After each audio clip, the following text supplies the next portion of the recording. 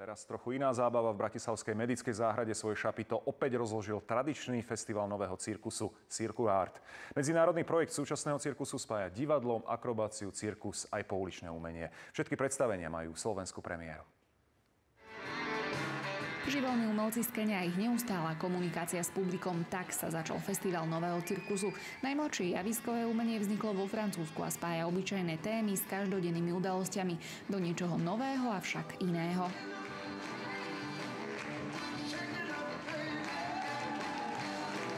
Nový cirkus je divadelný tvar, ktorý k tomu cirkusu ešte pridáva dej alebo príbeh. A vzniká tak zaujímavý performance, zaujímavé predstavenie, ktoré ponúka divákovi veľmi atraktívne veci, aj čo sa týka napätia, emócií. Nikdy neviete v tom cirkuse, ako to dopadne, takže vždy je tam isté riziko, vždy je to naživo a to je na tom krásne. Cirkus, ktorý je ten akože moderný, novodobý, nový, ktorý teda nemá medzi sebou zvieratá, kde sú tí ľudia využívajú svoju vlastnú sílu, svoj vlastný talent a tú akrobáciu a všetko okolo toho. Festival je aj o pouličnom a pohybovom divadelnom umení. To pouličné láka najmä tých najmenších.